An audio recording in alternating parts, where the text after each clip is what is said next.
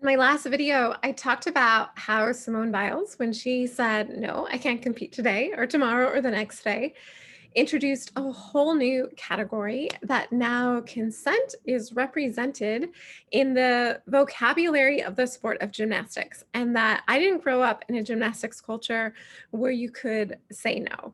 I grew up in a culture where there's a power dynamic and you did what was asked of you. And I was asking what happens when we move to modes of coaching that are collaborative and trust the athlete to know what is best for their body.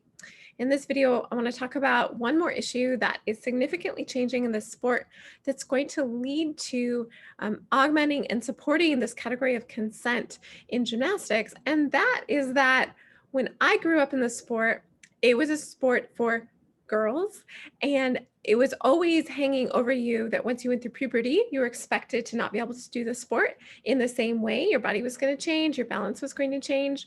Now we have images of women's gymnastics, Oksana Chusovitina, Chelsea Memel, Vanessa Ferrari. We know that women can do this sport in powerful and beautiful ways in their 20s, 30s, and 40s.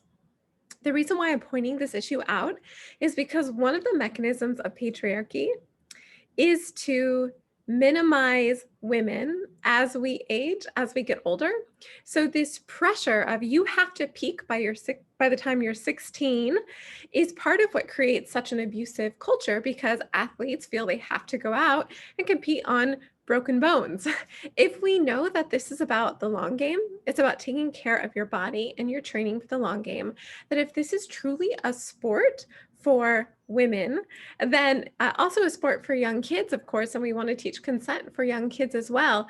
But it's a totally different trajectory if this is a sport for women athletes. And I really believe that that pressure to peak by the time you're 16, the message that so many athletes internalized, women athletes internalized, which is they weren't going to be any good after 16, 18 years old, versus these new images of athletes actually doing skills better in their 30s than they did when they were teenagers. I think we can look to what Chelsea Memel has done with her vault, which is absolutely astounding. So as we change how we understand what coaching is, as we have these new representations, we're fundamentally, I'm going to call it de-patriarching the sport, where patriarchy is a power structure. It manifests in lots of different ways, but one of the ways it manifests is by minimizing women's power and not giving representation on women's power.